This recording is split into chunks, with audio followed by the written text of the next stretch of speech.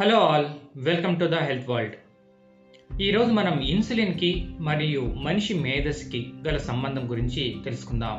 Insulin హార్మోన్కి మరియు sugar వ్యాధికి direct relationship ఉందని అందరికీ తెలుసు.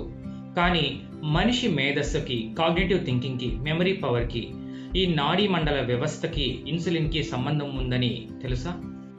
ఇన్సులిన్ సరైన క్వాంటిటీలో ప్రొడ్యూస్ కాకపోయినా అనుకున్న దానికంటే ఎక్కువగా ప్రొడ్యూస్ అయినా సరే షుగర్ వ్యాధి వస్తుందని మనందరికీ తెలుసు.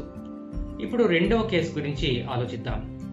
ఎక్కువ పరిమాణంలో ఇన్సులిన్ ఎందుకు ప్రొడ్యూస్ అవుతుంది? ఎక్కువ క్యాలరీస్ కలిగినటువంటి జంక్ ఫుడ్ మనం తరచూ తింటున్నాం అనుకోండి, అది ఫ్రీక్వెంట్గా మన బ్లడ్లో షుగర్ లెవెల్స్ని ఇంక్రీజ్ చేస్తుంటుంది. ఆ షుగర్ లెవెల్స్ని కంట్రోల్ చేయడానికి ఇన్సులిన్ ప్రొడ్యూస్ అవుతూ ఉంటుంది.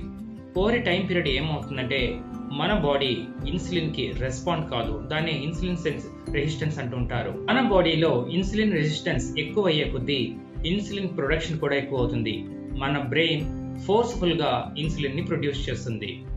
అసలు ఇన్సులిన్ ఎలా ప్రొడ్యూస్ అవుతుంది? మన బ్రెయిన్లో ఇన్సులిన్ రిసెప్టార్స్ ఉంటాయండి.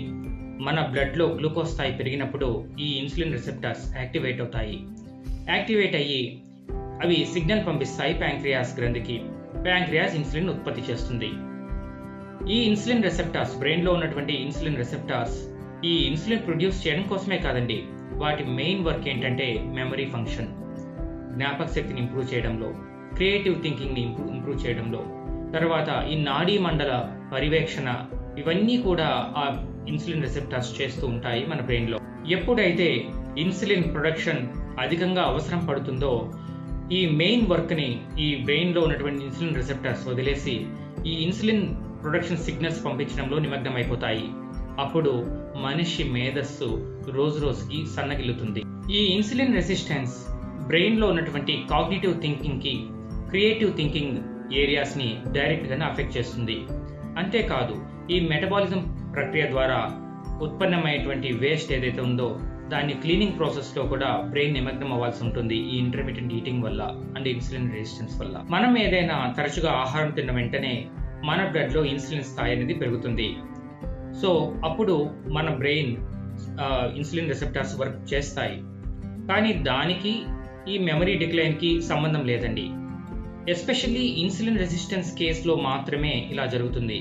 ఎందుకంటే ఇన్సులిన్ రెసిస్టెన్స్ కేసులో బ్రెయిన్ ఫోర్స్ఫుల్గా వర్క్ చేయాల్సి ఉంటుంది ఇన్సులిన్ ప్రొడక్షన్ కోసం. ఈ ఇన్సులిన్ రెసిస్టెన్స్ నుండి మనల్ని మనం కాపాడుకోవాలంటే మనం ఏం చేయాలి? రెండు వర్క్స్ మనం చేయాల్సి ఉంటుంది. ఒకటి, రెగ్యులర్గా ఎక్సర్సైజ్ చేయాలి. ఎప్పటికప్పుడు మనం ఎక్స్ట్రా క్యాలరీస్ని, ఫ్యాట్ని బర్న్ చేయాల్సి ఉంటుంది. రెండవ వర్క్ ఏంటంటే ప్రోటీన్ ఫుడ్ ఎక్కువగా తీసుకుని ఫైబర్ని పెంచుకోవాలండి. ప్రోటీన్ కూడా వెజిటేరియన్లో ఉన్నటువంటి ప్రోటీన్ తీసుకున్నట్లయితే మరీ మంచిది. అందులో ఫైబర్ కూడా ఉంటుంది. సో ఫైబర్ని, ప్రోటీన్ రిచ్ ఫుడ్ని మనం తీసుకున్నట్లయితే కాస్త లో గ్లిజమిక్ ఇండెక్స్ ఫుడ్ని తీసుకున్న వాళ్ళం అవుతాం. దాని ద్వారా ఇన్సులిన్ రెసిస్టెన్స్ కూడా తగ్గుతుంది. మన బ్రెయిన్ పవర్ని ఇంప్రూవ్ చేసుకోవాలన్నా లేదా ఇన్సులిన్ రెసిస్టెన్స్ బారిన పడకుండా మనల్ని మనం కాపాడుకోవాలనుకున్నా మనం చేయాల్సింది ఒకటేనండి, ఇంటర్మిటెంట్ ఈటింగ్ని అవాయిడ్ చేయాలి. ఇంటర్మిటెంట్ ఈటింగ్ అంటే భోజనానికి మధ్య ఈటింగ్. అది స్నాక్స్ రూపంలో కావచ్చు, డ్రింక్స్ రూపంలో కావచ్చు, జంక్ ఫుడ్ రూపంలో కావచ్చు, ఏదైనా.